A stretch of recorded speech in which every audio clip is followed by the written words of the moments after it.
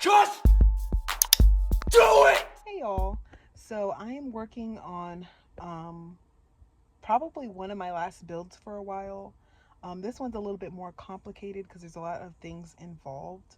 I got this idea off of Tiny Camper's build adventure, as far as like the cabinet in the back window of the Toyota Sienna. So I'm going to show you guys right essentially what I have so far.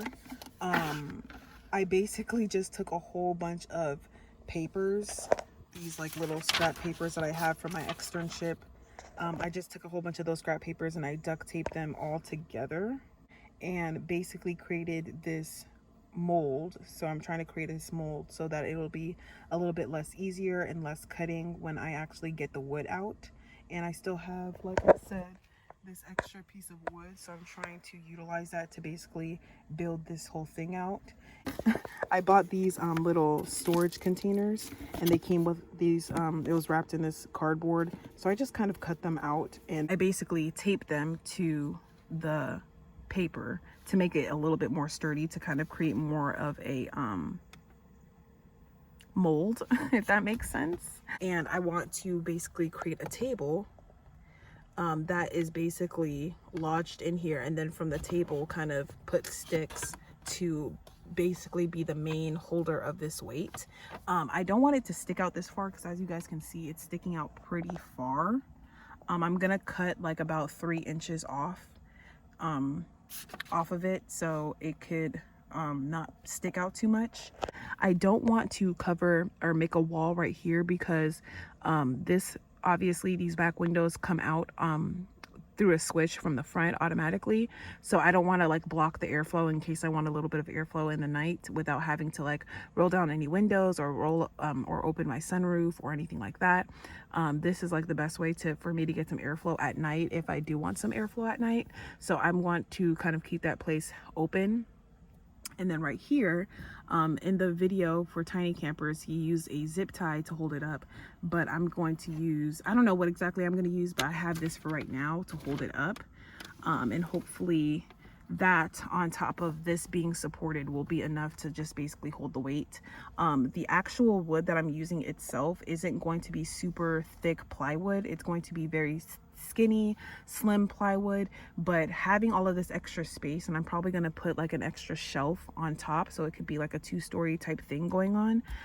But having that extra space for storage is going to be amazing. So I can't wait to build this out. This is what I want to kind of create, but with cardboard. So it's an odd shape, but I think I got it correct. I'm just gonna find a way to kind of take it off just like this so I can just you know, keep the stencil. And then down here I created another small shelving right here so I can just use this whole area as like a shelf type of thing. And then I have this measurement of, it's just another small piece of cardboard basically holding this part up. So I'm gonna have another little small piece of wood holding this up. So this piece is going to be a block piece that I'm going to put underneath this cardboard, and this is going to be another 2 block pieces I'm going to put underneath this cardboard. So the only thing that's going to be holding this cardboard in place is going to be the block pieces, and I'll explain that when I actually get to cutting. So yeah, let's get to cutting.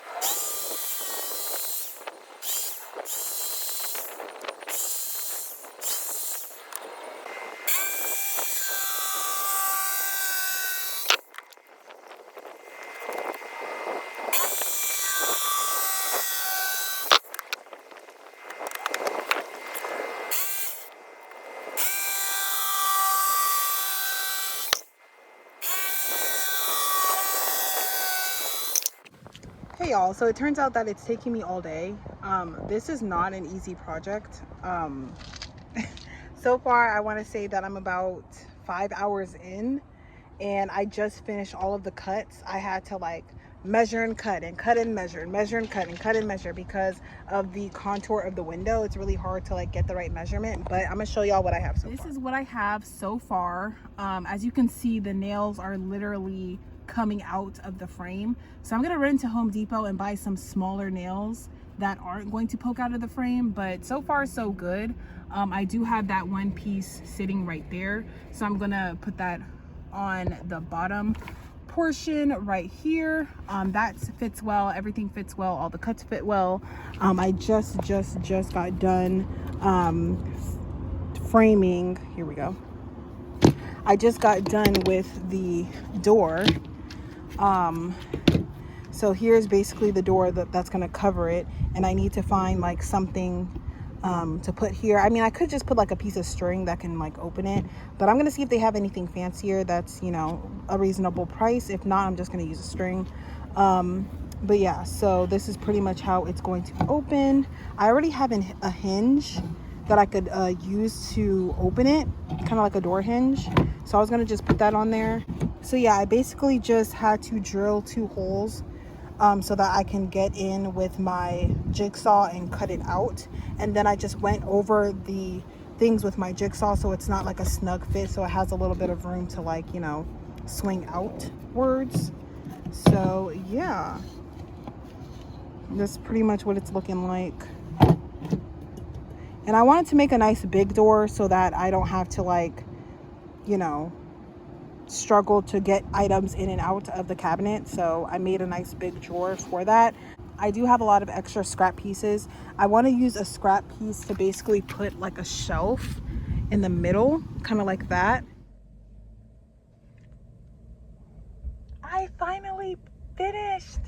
Y'all, I did not film all of it because literally after I was finished cutting the wood and I showed y'all that I kind of put it together, I had to actually screw in the L brackets that are in there, and all of these L brackets, and like my jigsaw or myself or whatever, I don't know what it was, but for whatever reason the cuts were like super crooked, so kind of like trying to put it all together was like super annoying, and trying to make it flush into the window, so I just didn't make it flush.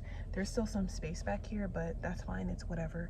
But yeah, it's finished. Don't y'all love it? Yeah. Okay, let me show y'all. So I put this little lock on it, so it kind of just locks, and I put this little handle to kind of, you know, control it. And then I want to kind of put like a string. I don't know if you guys understand what I'm saying, but I'm gonna like put a string to go here to here so that it can like hold as like a table extension type of thing. But as far as what it holds, it's able to hold 6 pieces of Tupperware and this big thing of extra virgin olive oil. Now these are not going to be the permanent places for these things, but I just have them in there just to kind of show y'all how much it can hold, and to show myself how much it can hold. And it can also hold a little bit more stuff right here, so this is a lot of storage space.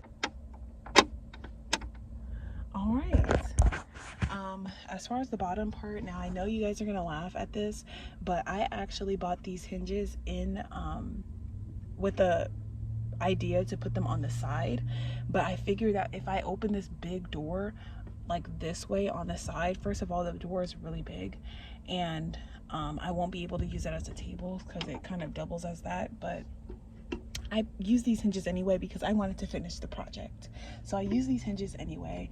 I might change them out in the future, but for right now it's just gonna stay there. But yeah, so just ignore that. But I mean, they have holes, so maybe I could use it to hang stuff, I don't know.